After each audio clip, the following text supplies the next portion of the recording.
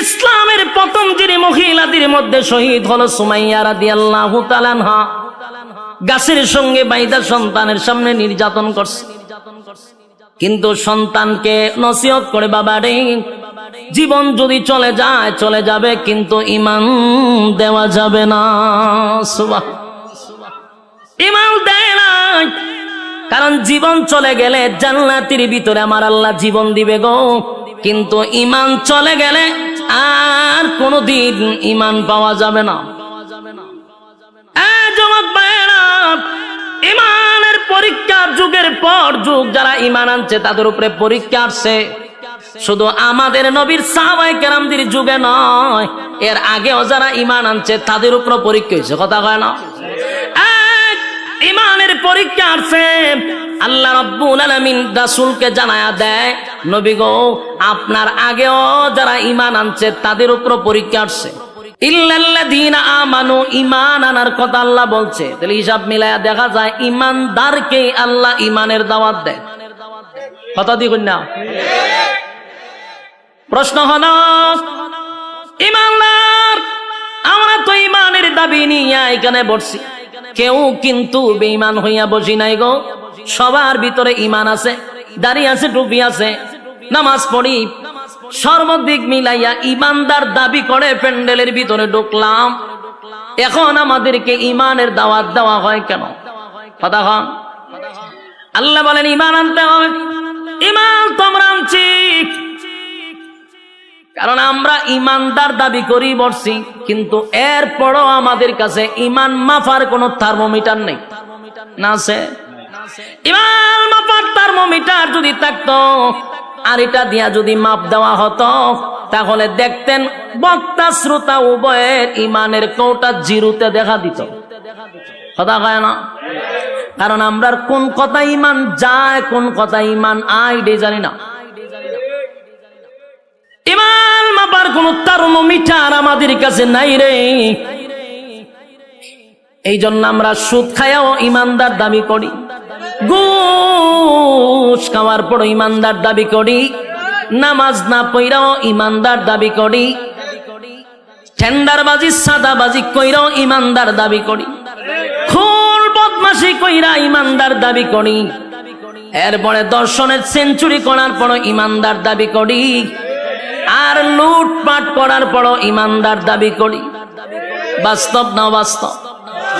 একটা কারণ হলো ঈমান মাপার কোন থার্মোমিটার নাই, যার কারণে সবাই দাবি কইরা বসে রয়েছি আমরা ঈমানদার ঈমানদার। আমরা যদি আসলে ঈমানদার হতাম, তাহলে আল্লাহ ঈমানদারকে ঈমানের ওয়াজ করত না।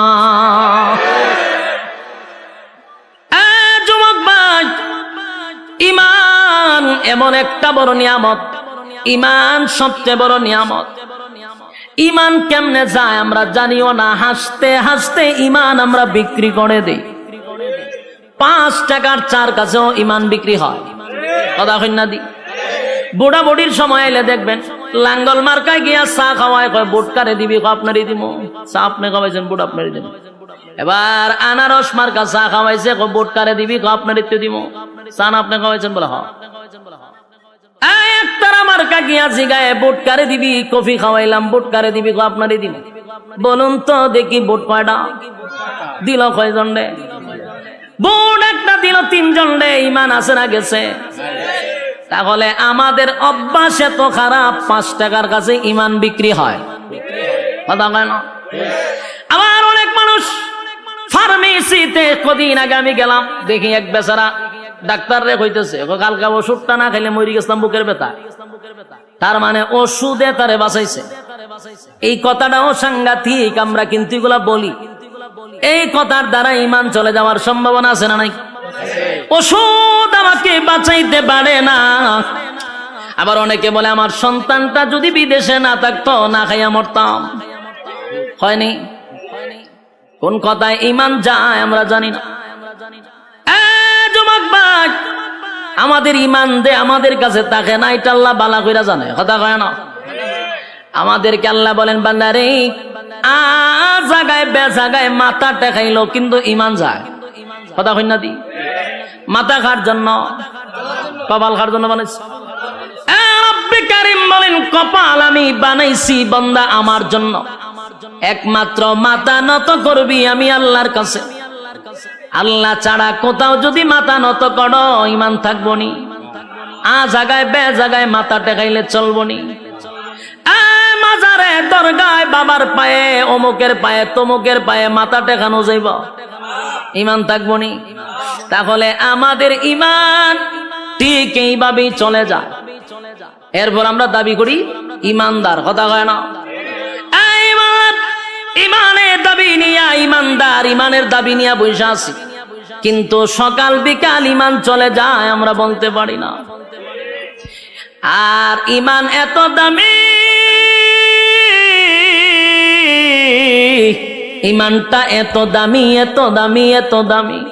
আল্লাহ বলে বান্দারে ঈমান যদি থাকে পাহাড় পরিমাণ গুনাহ যদি হয়, আল্লাহর হক নষ্ট করছেন, বান্দা যদি একটা সময় ভিতরে এটা বুঝে আসে যে আমি গুনাহ করতে করতে পাহাড় পরিমাণ করছি, গুনাহ করতে করতে সাগরের পেনা পরিমাণ কইরা ফলাইছি, এটা যদি একটা সময় বুঝে আসে, আর বান্দা যদি তার সমস্ত গুনাহর উপরে লজ্জিত হয়ে যায়, ঈমান আছে কিন্তু গুনাহ আছে, ঈমান থাকার পরে গুনাহ আছে নি?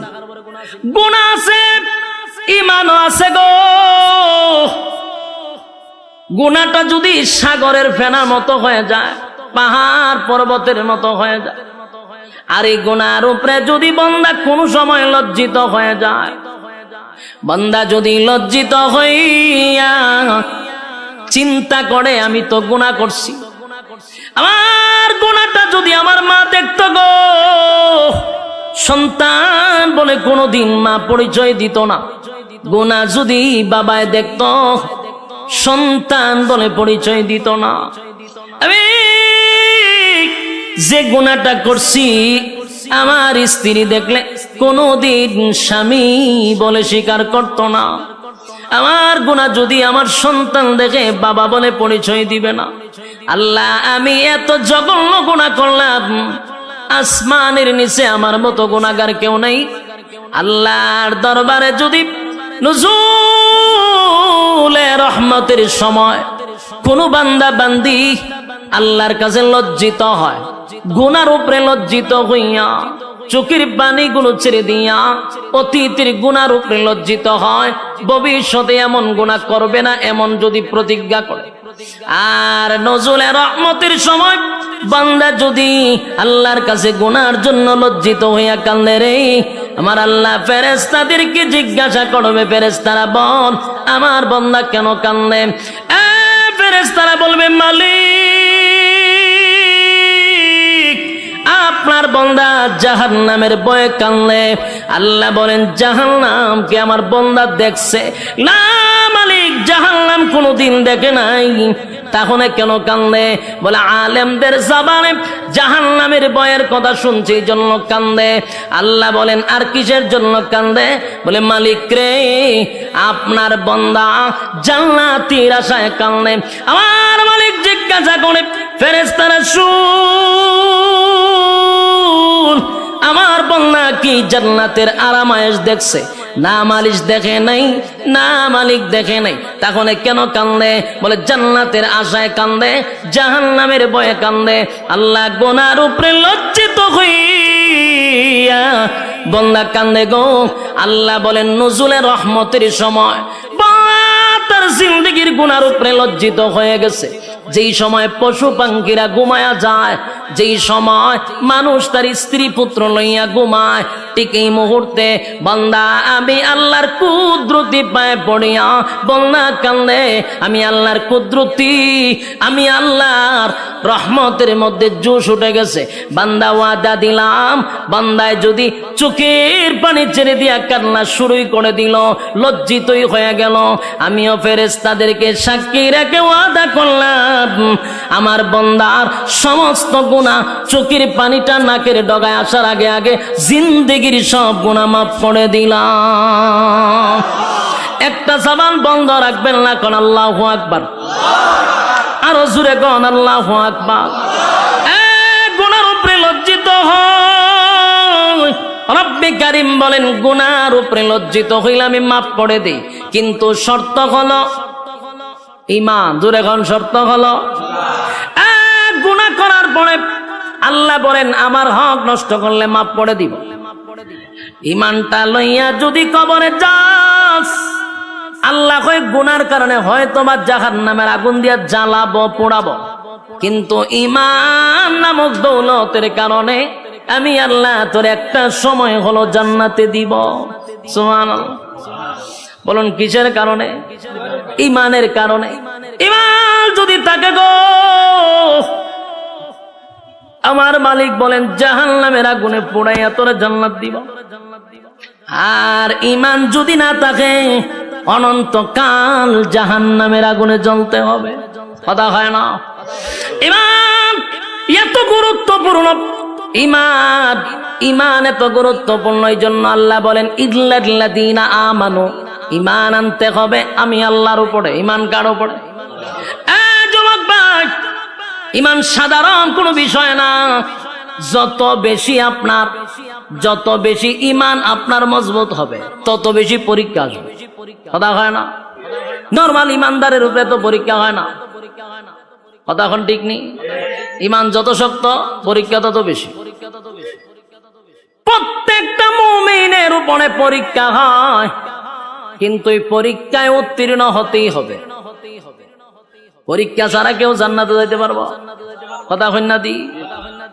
প্রত্যেকটা মুমিনের পরীক্ষা হবে, ঈমানের পরীক্ষা হয়।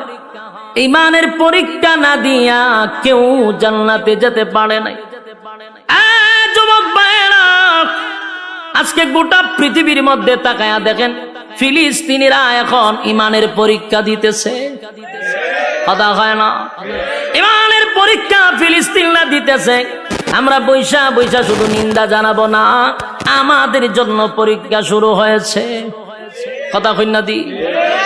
ফিলিস্তিন মারি খায়, আর আমরা এখানে বৈশা বৈশা শুধু নিন্দা জানাই, কিন্তু আমরা জানি না ঈমানের পরীক্ষা বাংলাদেশের মুসলমানের উপর শুরু হয়েছে।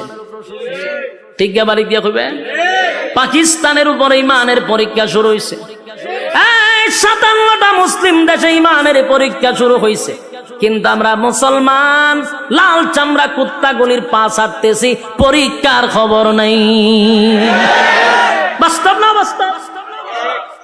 লাল চামড়াদের পা ছাড়তেছি। প্রত্যেকটা মুসলমানের দেশে, প্রত্যেকটা নাগরিক, প্রত্যেকটা ঈমানের উপরে পরীক্ষা শুরু হয়ে গেছে। বাংলাদেশে বসে আছি, ঈমানের পরীক্ষা শুরু হয়েছে নি? পরীক্ষা শুরু হয়ে গেছে। মুসলমানের রক্ত ঝরতেছে, আর তুমি তসবিহ টপলে এখন চলবে না। এখন কি তসবিহ যাওয়ার সময়? সম্মানিত সুধী, গোটা বিশ্বের সব মুসলমান ঐক্যবদ্ধ হতে হবে, এক প্ল্যাটফর্মে আসতে হবে। বিশেষ করে আমরা যারা আছি, আমাদেরকেও সর্বপ্রথম এক হতে হবে। ঐক্য ছাড়া বিকল্প কোনো রাস্তা নাই। আপনারা কি আওয়াজ করতাম? আমরার মধ্যে ঐক্য নাই, কপাল তো আমরার খারাপ। এতগুলা ইসলামিক দল না হইয়া যদি সব মিললে একটা হইতো, কিতাব বোঝেন রামবামরা কথা কইবার সাহস পাইতো না আমরার লগে। কিন্তু আমরা 15 জন হইলে একটা ব্যানার লই, আমি একটা দল, 20 জন হইলে আরেকটা দল। ওমা দলের অভাব নাই। এত দল বাংলাদেশ, সব দল ভেঙ্গে একজনের নেতৃত্বে যদি আমরা যেইভাবে আহমদ শফী সাহেবের নেতৃত্বে সবাই এগিয়ে চলছিল, এইভাবে যদি আবার এক হতে পারি, আল্লাহর কসম এই দেশে ইসলামের পতাকা উড়বে ইনশাআল্লাহ। ঐক্য ছাড়া সম্ভব না। কিন্তু এখন আমরা ঐক্যই না ফাটল সৃষ্টি করব। এই জন্য আমাদের উলামায়ে কেরামদের উচিত, আমরা এখন ঐক্য হওয়া দরকার।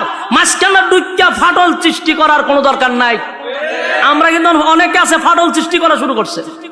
আমরা চাই ঐক্য হইতে, মাঝখানটা দেয় ফাটল সৃষ্টি কইরা না। যতদিন না পর্যন্ত ঐক্য না হব, আল্লাহর কসম মায়ের খাইতেই থাকবো, মায়ের খাইতে থাকবো 100%। আজকে আপনি খাইতেছেন, কালকে আমারও ধরবো, এটা নিশ্চয়তা নাই। আপনারা ধরছে, আর আমি যদি আমার দল না, কে সুখ দে রে, 2 দিন পর আপনারা শেষবো, এটা নিশ্চিত থাকেন। আর অলরেডি বাংলাদেশে কিছু প্রমাণও আমরা পাইছি। কথা হয় না দি? একজনে মারলে আরেকজন হাতে তালি দেয়, হেরও ধরছে, যে তালি দেয় হেরই ধরে, তবে একটু সময় নিয়ে ধরে। বাস্তব না বাস্তব? তাহলে একজন আরেকজনেরটা দিককে টিটকারি মস্করি না করে সবাই আমার ভাই, আমার মুসলমান মুসলমান, আমরা ভাই ভাই, আমাদের এক ছাড়া বিকল্প কোনো রাস্তা নাই। আর আমাদেরকে ফাটল ধরানোর জন্য আমাদের মাঝখানেও কিছু লোক তারা রেডি করে রাখে ফাটল করবার লেগে। বলুন, ঐক্য ছাড়া বিকল্প কোনো রাস্তা আছে? গোটা বিশ্বের সব মুসলমানরা যদি আজকে হুঙ্কার দিত, ইসরায়েলি পারত ফিলিস্তিনের উপরে হামলা করত, কিচ্ছু লাগে না। আমাদের যতটুকু স্টাডি আছে, এতটুকু গবেষণা করে আমরা যতটুকু বুঝতে পারছি, সবচেয়ে বেশি সম্পদ হলো মুসলমানের হাতে। এর মধ্যে সবচেয়ে বড় সম্পদ হলো তেল। তেলের উপরে সম্পদ আছে না? আল্লাহর কসম, যদি এখন আরব দেশগুলি বলে যে আমরা তেল দেওয়া বন্ধ করে দিব, সব লাল চামড়া কুত্তাগুলি দৌড়ের উপরে থাকবো, শুধু তেল বন্ধ করে দিলে। এই সম্পদ আল্লাহ মুসলমানকে দিছে। কিন্তু দেখেন না, মুসলমান এত বড় সম্পদ পায়, এরা ফাও ছাড়তেছে। লাভ হইব কি? পা ছাড়তেছে তারা। খালি মুসলমান একটা হুঙ্কার দিলে আজকে প্রতিদিন সকালে লাশের মিছিল দেখতে হয় না। এর একটা কারণ হলো আমাদের মধ্যে ঐক্যই নাই, ঐক্য নাই। সাবধান, ঐক্য চাই যে কোনো দলের হোক। আমরা ঐক্যের জন্য কোন তরিকা দেখব না ইনশাআল্লাহ। তরিকা থাকতে পারে, ভিন্ন তরিকা একজন থাকতে পারে, তার তরিকা মতো চলতে দেন, কিন্তু মুসলমান হিসেবে আমরা এক প্ল্যাটফর্মে আসতে হবে। এছাড়া বিকল্প রাস্তা নাই তো। আমি জানি আমার কথাগুলি আপনাদের কাছে বেশি মজা লাগবে না, কথাটা সবার কাছে যে পছন্দ এমনও না। কারণ আমরা দেশে যেহেতু ফন্ডজন লই একটা ব্যানার লই দৌড় মারি, তো সুতরাং আমার এই কথাগুলি আপনাদের কাছে যে পছন্দ হবে এটা আমিও জানি পছন্দ হবে না। কারণ আমরা 20 জন হলে এখন আমি চিন্তা করলাম আমার সভাপতি বানাও, আমার নেতা বানাও। এই নেতাগিরি বাপ যতদিন না ছুটবে ততদিন এই বাংলাদেশে ইসলামিক আইন কায়ন কোনটি কায়েম হবে না। যতই স্বপ্ন দেখেন ইসলামী হুকুমত কায়েম হবে, কখনো সম্ভব না। কারণ আমার ভিতরে নেতাগিরির বাপ আছে। আমি ফন্ডজন লইয়া সভাপতি হইতাম চাই, ফন্ডজন লই আমি প্রধান অতিথি হইতাম চাই, তো কেমন হইব? যুবক ভাইরা আমার, আল্লাহ বলেন 1 নাম্বার কর্মসূচি হলো ইমান, ইমান, ইমান। আর অলরেডি ইমানের পরীক্ষা কিন্তু শুরু হয়ে গেছে। আমরা প্রত্যেকেই ইমানের পরীক্ষা দিতে হবে। সাহাবায়ে কেরাম জান্নাতের সার্টিফিকেট পাইছে কিন্তু ইমানের পরীক্ষা দিয়া। কতক্ষণ পরীক্ষা ছাড়া সার্টিফিকেট পাইছে? সাউন্ড একটু তুললা দেন না, দিদি তো সাউন্ড ঢুকে যায় আওয়াজটা। আমি বলুন, সাহাবায়ে কেরাম যারা জান্নাতে গেছে কি ইমানের পরীক্ষা না দিয়ে গেছে? না পরীক্ষা দিয়ে গেছে? প্রত্যেকটা সাহাবী ইমানের পরীক্ষা উত্তীর্ণ হয়েছে। সুবহানাল্লাহ। যুবক ভাই, আমার উপরে তোমার উপর ইমানের পরীক্ষা হবে। ইমানের পরীক্ষা আসলে আমরা অটল থাকবো, ঠিক কিনা বলেন? ইমানের প্রতি আমরা অটল থাকবো, জীবন দিব কিন্তু ইমান দিব না। রাজি আছি? জীবন দিব, ইমান দিব না। মা এবং সন্তানকে দুজনকে গাছে বাইন্দা মারছে। মা সন্তানরে বলে, বাবা রে, আরো যদি নির্যাতনের মাত্রা বাড়ায়া দেয়, সাবধান, জীবন যদি চলে যায় যাক, ইমান দিবি না। ইসলামের প্রথম যিনি মহিলাদের মধ্যে শহীদ হলো সুমাইয়া রাদিয়াল্লাহু তাআলা আনহা। গাছের সঙ্গে বাইদা সন্তানের সামনে নির্যাতন করছে, কিন্তু সন্তানকে নসিহত করে, বাবা রে, জীবন যদি চলে যায় চলে যাবে, কিন্তু ইমান দেওয়া যাবে না। ইমান দেয় না, কারণ জীবন চলে গেলে জান্নাতের ভিতরে আমার আল্লাহ জীবন দিবে গো, কিন্তু ইমান চলে গেলে আর কোনদিন ইমান পাওয়া যাবে না। ইমানের পরীক্ষা যুগের পর যুগ যারা ইমান আনছে তাদের উপরে পরীক্ষা আসছে। শুধু আমাদের নবীর সাহাবায়ে কেরামদের যুগে নয়, এর আগেও যারা ইমান আনছে তাদের উপর পরীক্ষা হয়েছে। কথা কয় না? ইমানের পরীক্ষা আসছে। আল্লাহ রাব্বুল আলামিন রাসূলকে জানায়া দেয়, নবী গো, আপনার আগেও যারা ইমান আনছে তাদের উপর পরীক্ষা আসছে। একবার পয়গম্বর বসা সাহাবায়ে কেরামরা নবীর কাছে এসে বলেন, নবী গো, আল্লাহর কাছে একটু বলেন না, আমরা সহ্য করতে পারি না গো নবী। যেই পরিমাণ নির্যাতন, যেই পরিমাণ নির্যাতনের স্টিম রোলার, আল্লাহর কাছে বলেন আমাদেরকে যেন সাহায্য করে। ওই গ্রামের একটা সালিশ পর্যন্ত প্রভাব ঢুকে গেছে। সব জায়গা খালি গরম, সব জায়গা কি খালি গরম আর গরম। গরমের ঠেলায় মানুষ ডরাইয়া হক কথাই কয় না। গ্রামের একটা সালিশ দরবারে কিছু সর্দাররা বিচার করব, এখানেও পাওয়ার দেখানো হয়, তাই পাশের মানুষগুলা তাদের ব্যাপারে হক কথাটা বলতে চায় না। আর তাদের হক কথা না বলার কারণে নির্দোষ মানুষগুলি দোষী সাব্যস্ত হয়ে শেষ পর্যন্ত কারাগারে যেতে বাধ্য হয়। একটা মাত্র কারণ, 3 নাম্বার কর্মসূচি না পালন করার কারণে। বাস্তব না বাস্তব? বেচারা 5 ওয়াক্ত নামাজ পড়ে, মাথায় একটা কালো দাগ আছে, তসবি একটা আতো আছে, মসজিদ থেকে বাইরিয়া বাসা পর্যন্ত যাইব, পাশে ডুল বাজনা হইতেছে, ডান্স তো পাগলো ডান্সের গানের আওয়াজ হইতেছে, বেচারা তসবি পরে আর সুবহানাল্লাহ সুবহানাল্লাহ, সি সি সি সি সি, আমরা কেডা করতেছে, এটা কার ছেলে এরকম গান বাজনা বাজায়?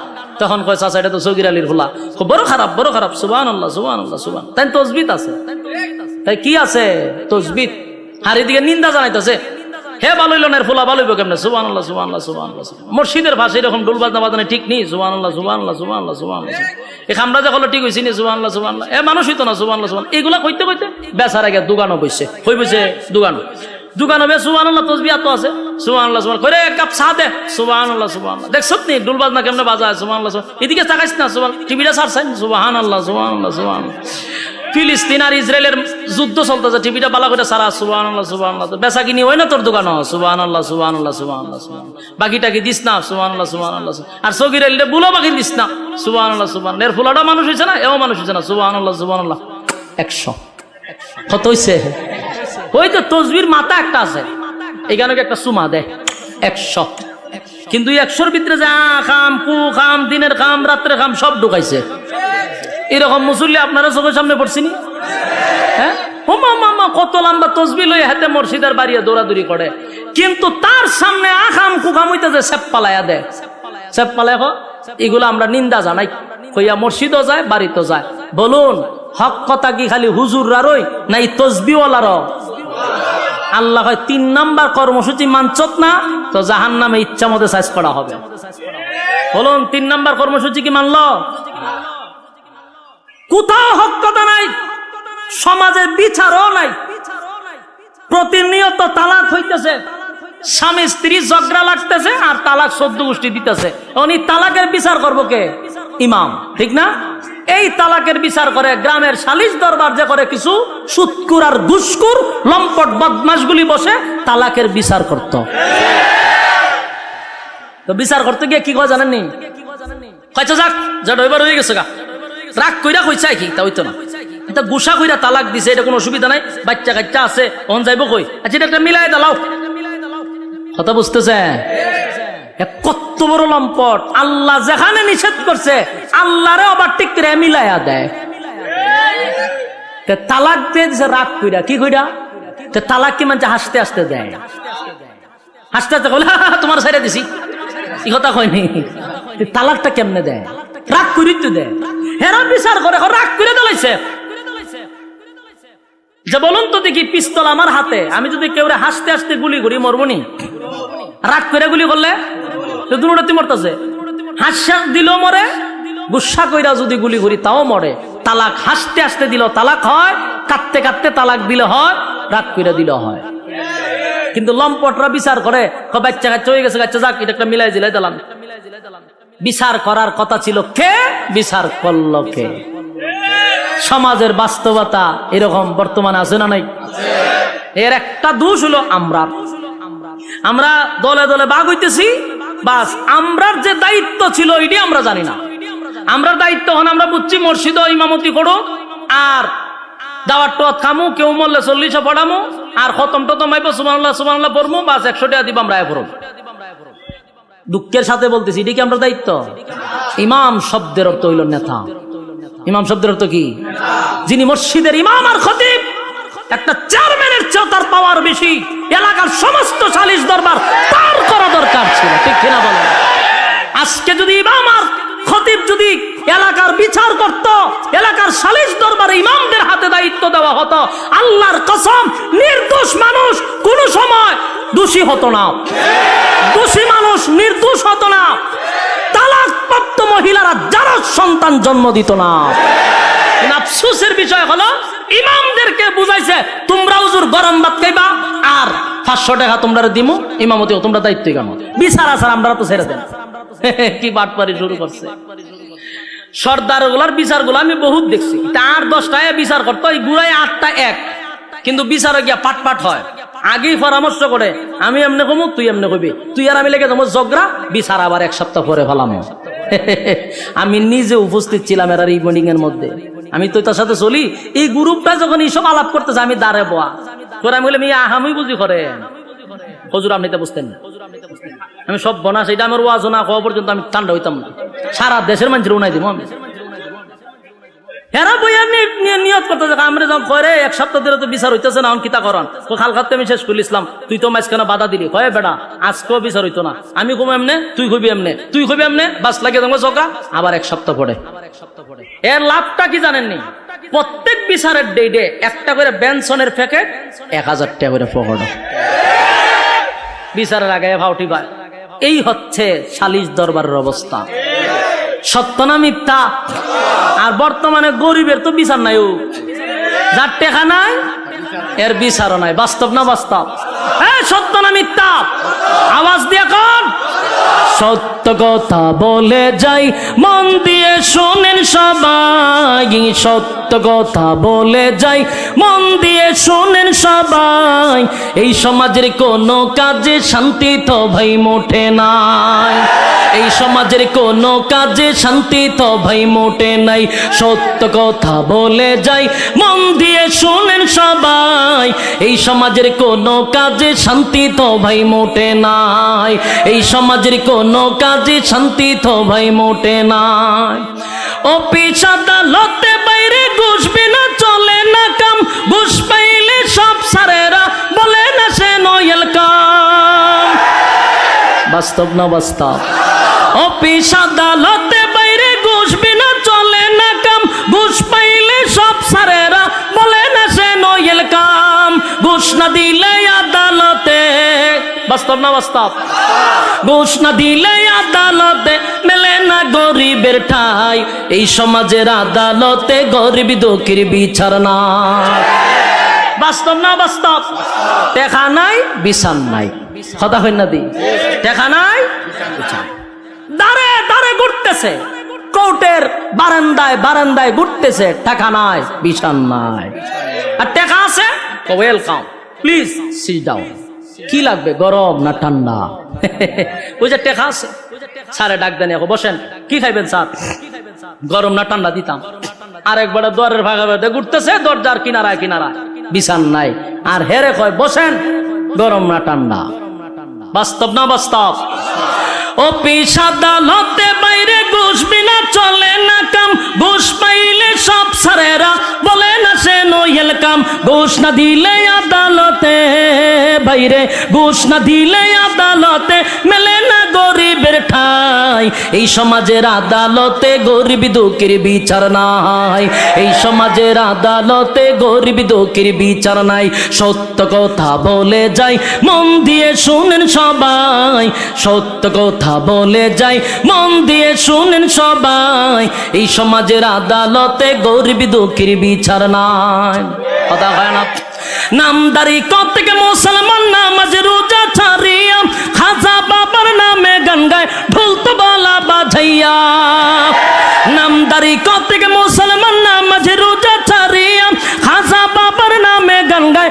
ঢোল তবলা বাজাইয়া আরে গঞ্জার কুলকে টান মারিয়া আবার গঞ্জার কুলকে টান মারিয়া খাজা বাবার শান দেখায় কেউ ভাই আবার নবী দাবি করে ইমানটা হারায় কেউ ভাই আবার নবী দাবি করে ইমানটা হারায় সত্য কথা বলে যাই মন দিয়ে শুনেন সবাই এই সমাজের কোনো কাজে শান্তি তো ভাই মোটে না বাস্তব না বাস্তব